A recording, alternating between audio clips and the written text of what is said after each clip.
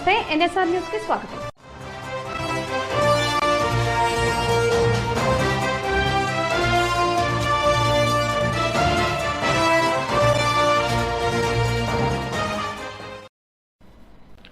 బాలల రక్షణ సంరక్షణ కోసం పనిచేస్తున్న వివిధ ప్రభుత్వ శాఖలు, స్వచ్ఛంద సంస్థలు సమన్వయంతో పనిచేసి బాలలను బాల కార్మిక వ్యవస్థ నుంచి విముక్తి కల్పించాలని జిల్లా కలెక్టర్ సిక్తా పట్నాయక్ అన్నారు.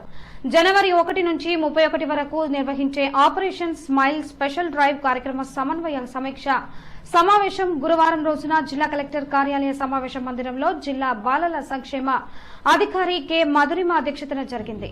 ఈ సందర్భంగా కలెక్టర్ సిక్తా పట్నాయక్ మాట్లాడుతూ తప్పిపోయిన, వదిలేసిన, రోడ్డుపై భిక్షాటన చేస్తున్న బాల కార్మికులు 14 సంవత్సరాల లోపు, 15 నుంచి 18 సంవత్సరాల లోపు వయసు గల వారితో ప్రమాదకరమైన పనులు చేస్తున్న వారిని గుర్తించాలని సూచించారు. వారి తల్లిదండ్రులకు కౌన్సిలింగ్ ఇచ్చి అప్పగించడం లేదా పునరావాస కేంద్రాలకు తరలించాలన్నారు. ఎక్కడైనా బాల కార్మికులను గుర్తిస్తే డయల్ 100కు సమాచారాన్ని అందించే విధంగా ప్రజల్లో అవగాహన కల్పించాలని, తప్పిపోయిన పిల్లల ఆచూకీ కనుగొనేందుకు అధికారులు ప్రత్యేకంగా కృషి చేయాలన్నారు. Child labour and adolescent regulatory amendment act ప్రకారం 14 సంవత్సరాల లోపు పిల్లలు ఎక్కడా పని చేయరాదని, 18 సంవత్సరాల లోపు పిల్లలు ప్రమాదకర ప్రదేశాలలో పని చేయరాదని, వారితో ఎవరు పని చేయించకూడదని, చట్టాలను ఉల్లంఘించిన వారిపై చట్టపరంగా కేసులు నమోదు చేయాలని అన్నారు.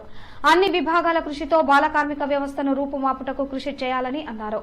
ఆయా పరిశ్రమలలో ప్రమాదకర ప్రదేశాలలో పనిచేస్తూ ఎలాంటి ఆధారాలు లేకుండా పనిచేసే బాల కార్మికులను గుర్తించి సంబంధిత యజమానులపై కార్మిక శాఖ అధికారులు చర్యలు తీసుకునేందుకు వీలుగా వయస్సు నిర్ధారణ పరీక్షలు సంబంధిత వైద్య శాఖ దృష్టి పెట్టాలని జిల్లా వైద్యాధికారికి సూచించారు.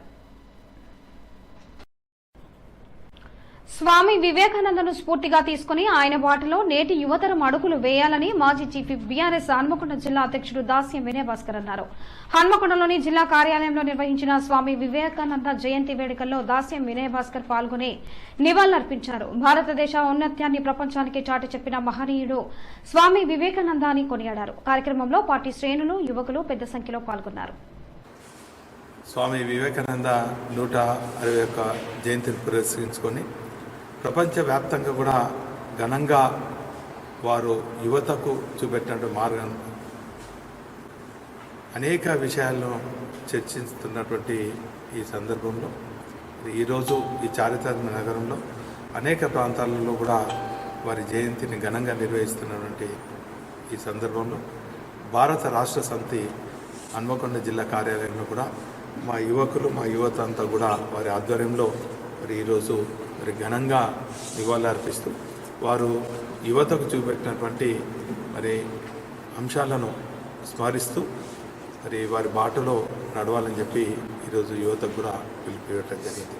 భారతదేశ సంస్కృతి సాంప్రదాయాలను, గొప్ప చరిత్రను పాశ్చాత్య దేశాలకు వివరించినటువంటి మహనీయులు స్వామి వివేకానంద గారు.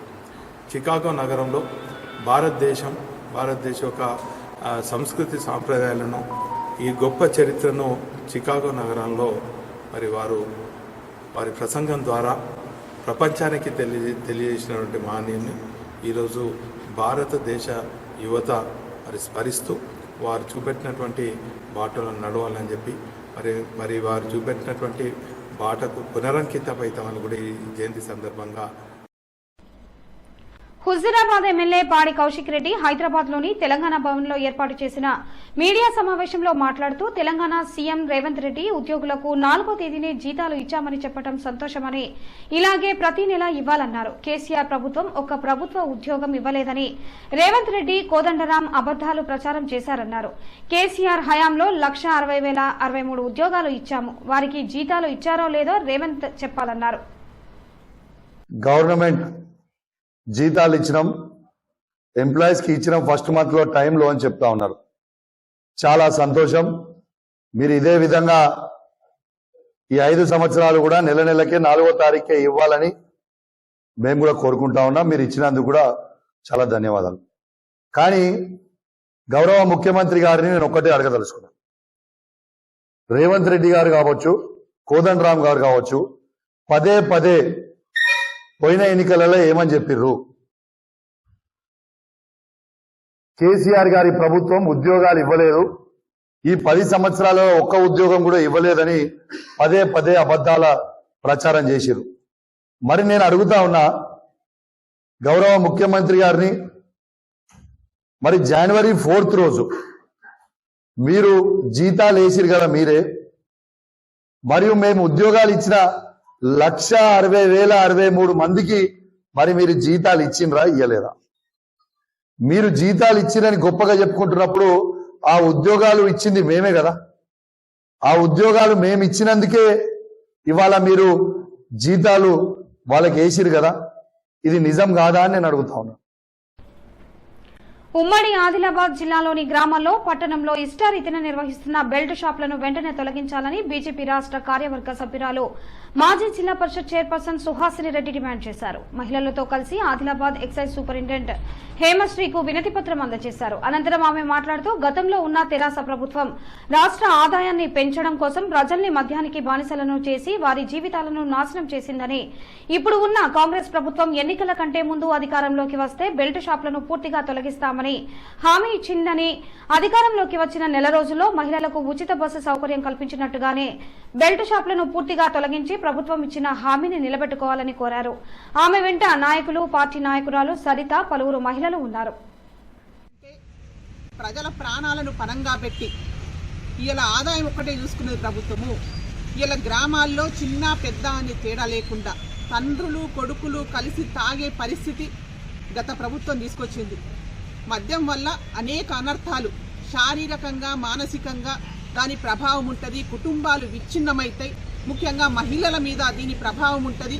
తాగొచ్చినోడు భార్యను ఇష్టం ఉన్నట్టు కొట్టడం కానీ, పిల్లలతో కూడా సరిగ్గా ప్రవర్తించని సందర్భంలో మరి మొన్న జరిగిన ఎన్నికల తర్వాత ఈ రాష్ట్రంలో ఏర్పడ్డ కొత్త ప్రభుత్వం, కాంగ్రెస్ ప్రభుత్వం గతంలో ఎన్నికలకు ముందు ఏదైతే హామీ ఇచ్చిందో మద్యం నియంత్రిస్తామని చెప్పి, బెల్ట్ షాపులను తొలగిస్తామని చెప్పి హామీ ఇచ్చింది. మరి అధికారంలోకి వచ్చి నెల రోజులు గడిచిపోయింది. మరి మేమిప్పుడు భారతీయ జనతా పార్టీ తరఫున, మహిళల తరఫున ఈ ప్రభుత్వాన్ని డిమాండ్ చేస్తున్నాం. మీరిచ్చిన హామీని వెంటనే నిలబెట్టుకోవాలి. ఎందుకంటే మీరు ముఖ్యంగా నెల రోజులే అయింది, కానీ ఈరోజు మహిళలకు ఉచిత బస్సు ప్రయాణం ఏదైతే హామీ అమలు చేసిండ్రో దానికంటే ముందు ఈ మద్య నియంత్రణ చేస్తే, ఈ బెల్ట్ షాపులు తొలగిస్తే మీరు బస్సు ప్రయాణం కంటే ఎక్కువ కూడా మహిళలు సంతోషిస్తారు. ఎందుకంటే వాళ్ళ జీవితాల్లో వెలుగు నింపినట్టయితుంది. మద్యం వల్ల వాళ్ళు అనేక ఇబ్బందులు పడుతున్నారు. కాబట్టి మహిళల యొక్క కష్టాలను దృష్టిలో పెట్టుకొని, ప్రజల ఆరోగ్యాన్ని దృష్టిలో పెట్టుకొని ఈ మద్య నియంత్రణకు వెంటనే బెల్ట్ షాపులను, జిల్లా వ్యాప్తంగా ఉన్న అనధికారిక బెల్ట్ షాపులను వెంటనే తొలగించాలని చెప్పి నేను డిమాండ్ చేస్తున్నాను. కోరిన కోరికలు తీర్చి కొంగు బంగారంగా కొలిచే ఐనవోలు మల్లన్న ఆలయం బ్రహ్మోత్సవాలకు సర్వం సిద్దమైంది. 3 నెలల పాటు సందడిగా సాగే జాతరకు భక్తులు ముందస్తుగానే పోటెత్తారు. ఈ ఏడాది మేడారం, సమ్మక్క సారలమ్మ జాతర కలిసి రావడంతో ఆలయానికి భక్తుల తాకిడి పెరగనుంది. లక్షల సంఖ్యలో మల్లన్నను దర్శించుకోనున్న భక్తుల కోసం అధికారులు సకల సౌకర్యాలు అందుబాటులోకి తెచ్చారు. ఎత్తు బోనాలు, శివసత్తుల పూనకాలు, పెద్ద పట్నాలతో కన్నుల పండుగగా సాగే మల్లికార్జున స్వామి జానపదుల జాతర ఈ నెల 13 నుండి మొదలుకొని ఉగాది వరకు అంగరంగ వైభవంగా కొనసాగనుంది. రాష్ట్రంలోని ప్రముఖ శైవ క్షేత్రాలలో ఒకటైన హనుమకొండ జిల్లా ఐనవోలు శ్రీ మల్లికార్జున స్వామి దేవాలయం బ్రహ్మోత్సవాలకు సర్వం సిద్దమైంది. 3 నెలల పాటు సందడిగా సాగే ఈ జానపదుల జాతర ఉత్తర తెలంగాణ వాసులకు ఎంతో ప్రత్యేకం. ముచ్చటైన స్వాగత తోరణాలతో రారా అని పిలిచే ఐనవోలు మల్లన్న ఆలయం చూపరులను ఇట్టే ఆకట్టుకుంటోంది. ప్రకృతి రమణీయతను, అద్భుత శిల్ప సంపదతో సువిశాల ప్రాంగణంలో కొన్ని వందల సంవత్సరాల క్రితం ఈ ఆలయం నిర్మితమైంది. ఏటా సంక్రాంతి నుంచి ఉగాది వరకు వైభవంగా బ్రహ్మోత్సవాలు జరుగుతాయి. తెలంగాణతో పాటు ఆంధ్రప్రదేశ్, మహారాష్ట్ర, కర్ణాటక, తమిళనాడు, ఛత్తీస్గఢ్ సహా విదేశాల నుంచి భక్తులు తరలివచ్చి స్వామివారిని దర్శించుకొని మొక్కులు చెల్లించుకుంటారు. ఈ నెల 13న సంక్రాంతి ఉత్సవాలు ప్రారంభం కానుండగా 14న భోగి, 15న మకర సంక్రాంతి, ప్రభాబండ్లు తిరుగుట, 16న మహాసంప్రోక్ష సమారాధన, ఫిబ్రవరి 2న భ్రమరాంబిక అమ్మవారి వార్షికోత్సవం, 17న రేణుకా ఎల్లమ్మ పండుగ, మార్చి 9 నుంచి 13 వరకు శివరాత్రి కళ్యాణ బ్రహ్మోత్సవాలు, ఏప్రిల్ 13న ఉగాది కార్యక్రమాలతో ఉత్సవాలు ముగుస్తాయని ఆలయ ప్రధాన అర్చకులు పాతర్లపాటి రవీందర్ శర్మ తెలిపారు. ఐనవోలు గ్రామవాసాయ శర్వాయ శ్రీమౌలి శ్రీమన్ మైలార దేవాయ శుభదాయ సుమంగళం. మన తెలంగాణ ప్రాంతంలో అతి ముఖ్యమైన పుణ్యక్షేత్రాలు ఒకటైనటువంటి ఐనవోలు మల్లికార్జున స్వామి జాతర బ్రహ్మోత్సవాలు ప్రతి సంవత్సరం కూడా భోగి సంక్రాంతి పండుగ నుంచి ఉగాది పండుగ వరకు అత్యంత వైభవంగా జరుగుతాయి. భోగి పండుగ రోజు హైదరాబాద్ జంట నగరాల భక్తులందరూ కూడా అధిక సంఖ్యలో వచ్చి తమ భక్తిని చాటుకోవడం జరుగుతుంది. ఇక్కడికి వచ్చే భక్తులందరూ కూడా బోనాలు చెల్లించట, పట్నాలు చెల్లించట, అలాగే పుట్టు వెంట్రుకలు తీయట, పిల్ల జల్ల కుట్టే కోల్యాలు కట్టట, రథసేవలు చెప్పట, అభిషేకాలు, అర్చనలు, అన్ని రకాల మొక్కులు చెల్లించుకొని స్వామివారికి కృప పాత్రలు అవుతున్నారు. అలాగే మకర సంక్రాంతి పండుగ రోజు చుట్టుపక్కల ఉన్న గ్రామాల రైతులందరూ కూడా మనకు వర్షాలు బాగా కురిసి పంటలు సమృద్ధిగా పండాలనే ఉద్దేశంతో తమ ఎడ్ల బండ్లతోటి ప్రవ నిర్వహించడం జరుగుతుంది. అలాగే ఈ గ్రామానికి చెందిన మార్నేని వంశస్థులు కూడా పూర్వకాలానికి కూడా వాళ్ళు పెద్ద రథం తిప్పట ఆచారంగా వస్తున్నది. వాళ్ళు ఆ రథాన్ని తిప్పి వాళ్ళ భక్తిని చాటుకోవడం జరుగుతుంది. అలాగే మహాశివరాత్రి సందర్భంగా ప్రత్యేక బ్రహ్మోత్సవాలు 5 రోజులు ఉంటాయి. ఈ 5 రోజులు కూడా ఉదయం సాయంకాలం వివిధ రకాల వాహన సేవలు ఉంటాయి. మహాశివరాత్రి పండుగ రోజు స్వామివారికి ఒగ్గు పూజలతో పెద్ద పట్ట కార్యక్రమం నిర్వహించబడుతుంది. అలాగే రాత్రికి శివ కళ్యాణం ఉంటుంది. అలాగే వివిధ రకాల సాంస్కృతిక కార్యక్రమాలు కూడా ఉంటాయి. అలాగే ఉగాది ముందు వచ్చే ఆఖరి ఆదివారం కూడా ఒగ్గు పూజలైతే సుమారుగా 50 అడుగుల విస్తీర్ణంతో పెద్ద పట్ట కార్యక్రమం నిర్వహించబడుతుంది.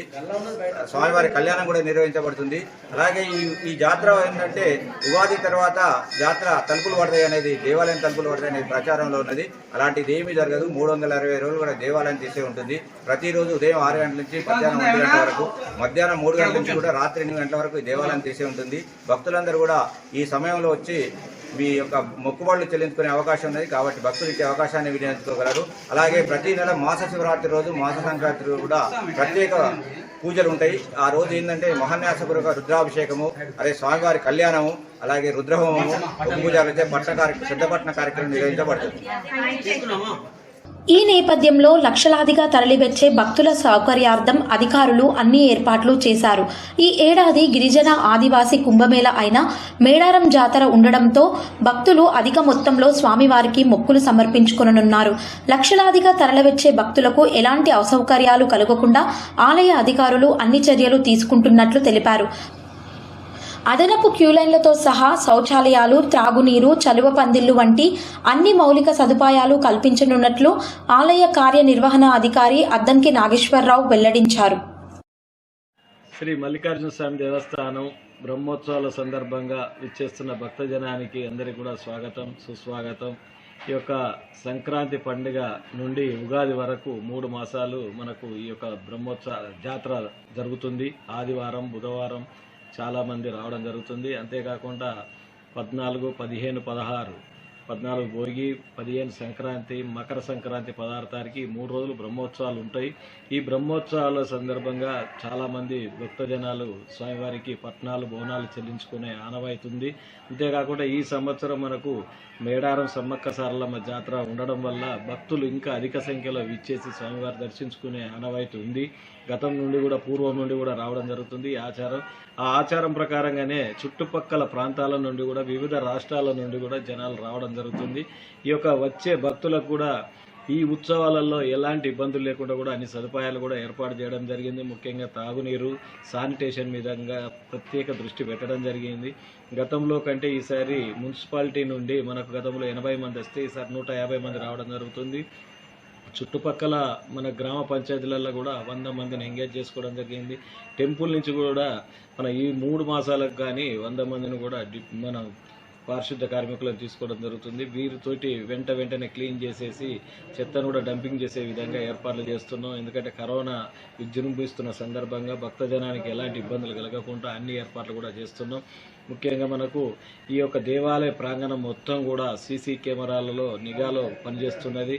చుట్టుపక్కల ప్రాంతాల్లో కూడా భక్తులు సెద తీర్చుకునే దిక్కులలో కూడా, స్థలాలలో కూడా, పార్కింగ్ ప్లేసులలో కూడా ఎలాంటి అవాంఛనీయ సంఘటనలు జరగకుండా కూడా మేము అక్కడ కూడా ఒక సుమారు 70 కెమెరాలు కూడా ఏర్పాటు చేయడం జరిగింది. అంతేకాకుండా పోలీస్ సిబ్బందితో కూడా సహాయ సహకారాలు తీసుకుంటున్నాం. అంతేకాకుండా మనకు ఆర్టీసీ సిబ్బంది, అది మనకు ఎలక్ట్రిసిటీ డిపార్ట్మెంటు, హెల్త్ డిపార్ట్మెంటు, వివిధ శాఖల ఉన్నతాధికారుల అందరి సహకారాలతోటి ఈ యొక్క జాతరను విజయవంతం చేయడానికి మేము ఏర్పాట్లు చేస్తున్నామని కూడా ఈ సందర్భంగా తెలియజేస్తున్నాం. భారతదేశ ఔన్నత్యాన్ని ప్రపంచానికి చాటిన వివేకానందుడు అందరివాడని టీపీసీసీ సభ్యులు కేడం లింగమూర్తి అన్నారు. శుక్రవారం రోజున స్వామి వివేకానంద 161వ జయంతిని పురస్కరించుకుని హుస్నాబాద్ పట్టణంలోని అంబేద్కర్ చౌరస్తాలో ఆయన చిత్రపటానికి పూలమాలలు వేసి నివాళులర్పించారు. కేడం లింగమూర్తి మాట్లాడుతూ కుల, మత, జాతి, లింగ భేదం లేకుండా సకల జనుల శ్రేయస్సు కోరిన స్వామి వివేకానంద జీవితం భావితరాలకు ఆదర్శమని అన్నారు. అంటరానితనం, మూఢనమ్మకాలతో, నిరాశ నిస్పృహలతో ఉన్న దేశ పౌరులకు తన ప్రవచనాలతో మార్గం చూపిన మహనీయుడని అన్నారు.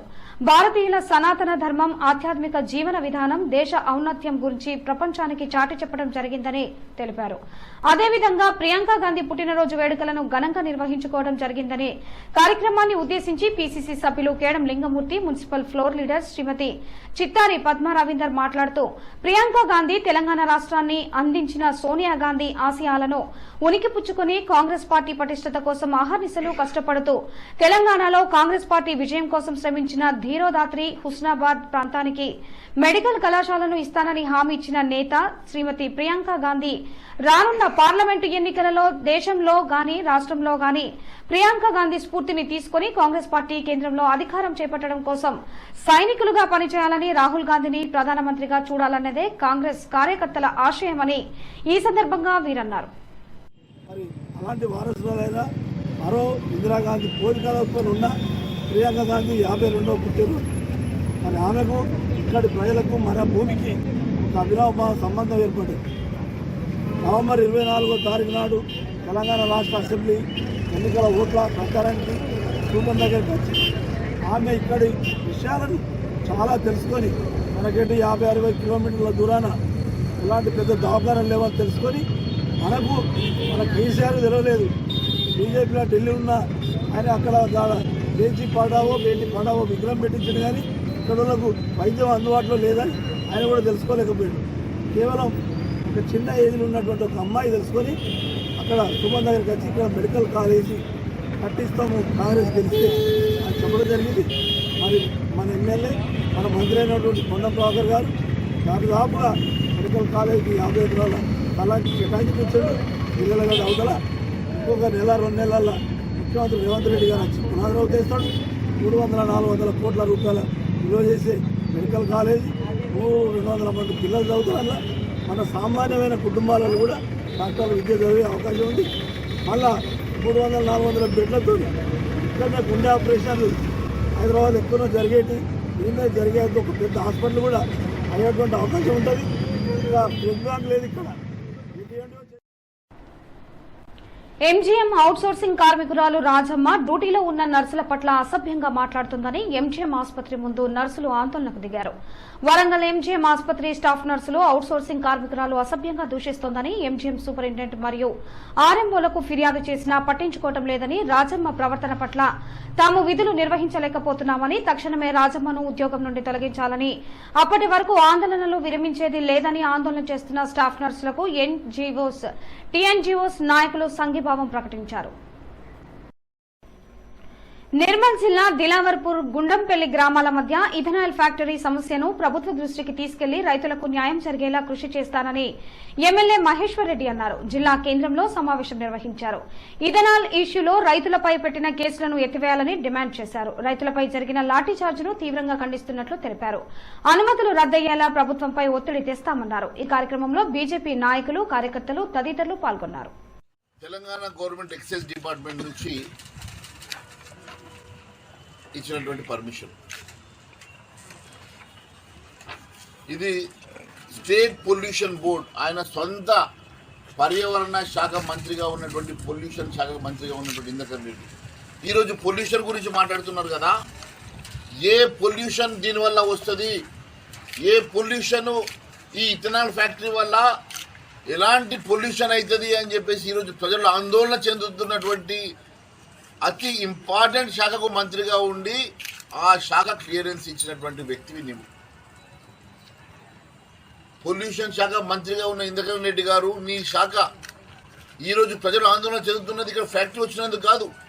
ఫ్యాక్టరీ వల్ల రేపు కాలుష్యం వస్తుందని, దానివల్ల ప్రజలు నివసించే యోగ్యం ఉండకపోవచ్చని, ఇక్కడ దానివల్ల రేపు ఏమైనా వ్యాధులు వస్తాయని ఇక్కడ ఉన్నటువంటి ఎన్విరాన్మెంట్ పాడైతుందనో పొల్యూషన్ వల్ల నష్టం జరుగుతుందనో ఆందోళన చెందుతూ ఉన్నారు కదా.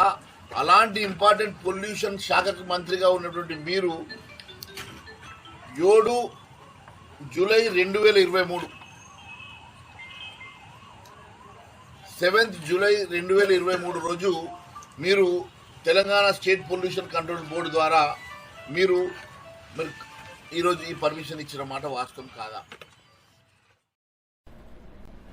అభివృద్ధి దిశగా ఆదివాసీ యువత ముందుకు సాగాలని ఆసిఫాబాద్ ఖానాపూర్ నియోజకవర్గాల ఎమ్మెల్యేలు కోవాలక్ష్మి, వెడ్మా బుజ్జు, మాజీ ఎమ్మెల్యే ఆత్రం సక్కు, మాజీ ఎంపీ సోయం బాపురావులు అన్నారు. జైనూరు మండలంలోని మార్లవాయి గ్రామంలో నిర్వహించిన ప్రొఫెసర్ హేమంత్ దార్ఫ్ బెట్టి ఎలిజబెత్ 37వ వర్ధంతి కార్యక్రమానికి ఆదివాసీ సంస్కృతి సంప్రదాయబద్దంగా డోలు వాయిద్యాల నడుమ ఘనంగా నిర్వహించారు. వర్ధంతిని పురస్కరించుకుని దార్ఫా దంపతుల సమాధుల వద్ద పూజలు నిర్వహించి విగ్రహాలకు పూలమాలలు వేసి నివాళులర్పించారు. ఈ సందర్భంగా వారు మాట్లాడుతూ హేమంత్ దార్ఫ్ బెట్ ఎలిజబెత్ దంపతులు ఆదివాసుల జీవన స్థితిగతులు, సంస్కృతి సంప్రదాయాలపై అధ్యయనం చేసి ఆదివాసుల అభివృద్ధికి నివేదికలు అందించారని, దీంతో ఆదివాసులకు హక్కులు కల్పించబడ్డాయన్నారు. పుణ్య దంపతులు చేసిన కృషిని ఆదివాసులు నేటికీ మరవకుండా ప్రతి సంవత్సరం వారి వర్ధంతి కార్యక్రమాన్ని ఘనంగా నిర్వహిస్తున్నారని చెప్పారు.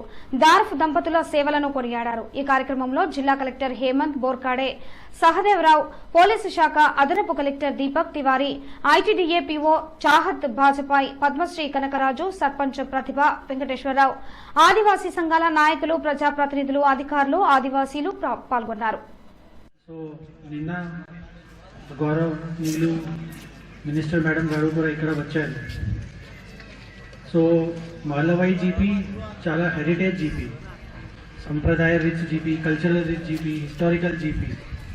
సో మాలవాయి జీపీలో చాలా సంవత్సరాల నుంచి చాలా మంచి పని చేశారు. అందరూ పబ్లిక్ రిప్రజెంటేటివ్స్, తర్వాత ప్రజాప్రతినిధులు, తర్వాత కమ్యూనిటీ మెంబర్స్, ఎల్డర్స్.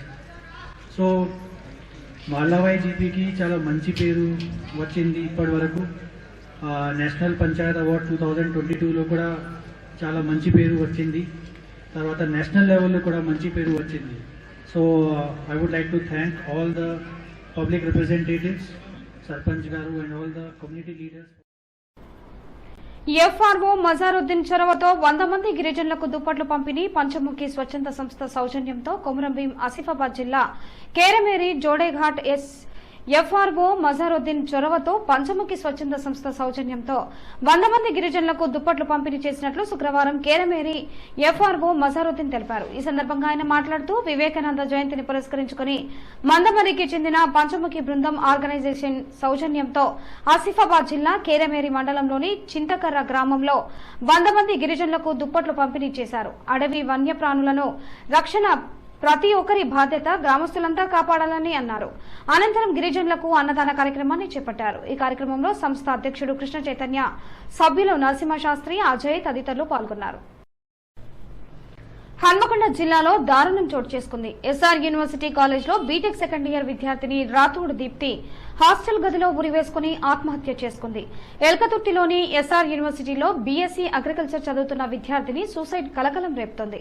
మంచిర్యాల జిల్లాకు చెందిన రాథోడ్ దీప్తి క్యాంపస్ హాస్టల్లో ఉరివేసుకుని ఆత్మహత్యకు పాల్పడింది. మృతదేహాన్ని వరంగల్లోని ఎంజీఎం ఆసుపత్రికి తరలించిన పోలీసులు ఆత్మహత్యకు గల కారణాలపై దర్యాప్తు చేస్తున్నారు. హాస్టల్ గదిలో గురువారం రాత్రి ఆత్మహత్య చేసుకుని ఉండవచ్చని తోటి విద్యార్థులు చెబుతున్నారు. ఆత్మహత్యకు గల కారణాలు తెలియాల్సి ఉంది. రాత్రి ఎస్ఆర్ యూనివర్సిటీలో దీప్తి అనే అగ్రికల్చర్ బీఎస్సీ సెకండ్ ఇయర్ అమ్మాయి ఆత్మహత్య చేసుకున్నట్టుగా సమాచారం. కానీ ఆత్మహత్య హత్య అని చెప్పేసి ఇప్పటివరకు నిర్ధారించలేదు. అంటే పేరెంట్స్ కానీ ఆ అమ్మాయికి సంబంధించిన గార్డియన్స్ కానీ ఎవరు లేకుండానే యూనివర్సిటీకి సంబంధించిన స్టాఫ్ ఆ అమ్మాయి హ్యాంగ్ చేసుకున్న రూమ్కి వెళ్ళి డోర్లు బద్దలు కొట్టి తీసుకొచ్చి మార్చులో వేసి ఒక అనాథ శవంగా ఇలా మార్చులో ఉంచిన స్థితి. ఆ కాలేజ్ యాజమాన్యం కానీ స్టాఫ్ కానీ ఇక్కడ ఎవరు కూడా లేరు. అసలు ఏం జరుగుతుంది, అమ్మాయికి ఎవరు లేరా, కనీసం తల్లిదండ్రులకు సమాచారం ఇచ్చారా లేదా అనే విషయాలు కూడా మాకు అనుమానాలు ఉన్నాయి. ఇంకంతా చూస్తూ ఉంటే ఎస్ఆర్ యాజమాన్యం ఇల్లుంచి తప్పించుకోవడానికి ప్రయత్నాలు చేస్తుందనే ఆలోచన కూడా మేము అనుకుంటా ఉన్నాం. కానీ ఇవాళ మనం చూస్తూ ఉన్నట్టయితే రాష్ట్రంలో మొన్న గీతా యూనివర్సిటీ, ఇవాళ ఎస్ఆర్ యూనివర్సిటీలలో అమ్మాయిలు చనిపోతూ ఉంటే ప్రభుత్వం నిమ్మకు నీరెత్తినట్టుగా ఉండడం అనేది మంచిది కాదు. ఇప్పటికైనా యూనివర్సిటీలలో అమ్మాయిలు చనిపోవడం మీద ఒక ఎంక్వైరీ కమిషన్ చేయాల్సిన అవసరం ఉన్నది, విచారణ చేపట్టాల్సిన అవసరం ఉన్నది, అసలు ఏం జరుగుతుంది అనే ఆలోచన కూడా చేయాల్సిన అవసరం ఉన్నది. తక్షణం ఎస్ఆర్ యాజమాన్యాన్ని కస్టడీలో తీసుకోవాలి. అమ్మాయి ఎట్లా చనిపోయిందనే విషయాన్ని కూడా ప్రభుత్వం, పోలీసు ఉన్నతాధికారులు ఇన్వాల్వ్ అయ్యి బహిర్గతం చేయాల్సిన అవసరం ఉందని చెప్పేసి విద్యార్థి సంఘాలు డిమాండ్ చేస్తాను. వెంకటరెడ్డి, పీడీఎస్, ఉమ్మడి వరంగల్ జిల్లా జనరల్ సెక్రటరీ.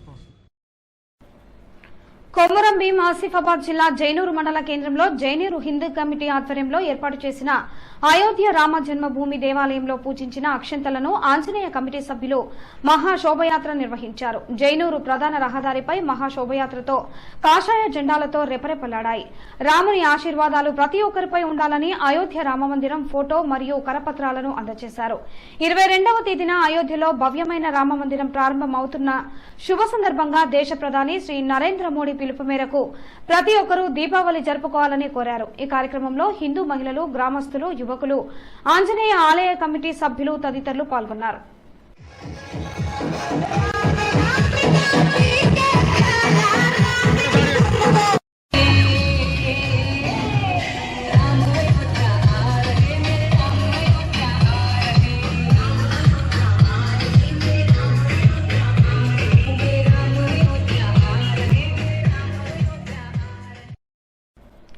హన్మకొండ జిల్లా ఎలకతుర్తి మండలం సూరారం క్రాస్ రోడ్డు వద్ద గుర్తు తెలియని వ్యక్తి అతివేగంగా వచ్చి డివైడర్ను ఢీకొట్టింది.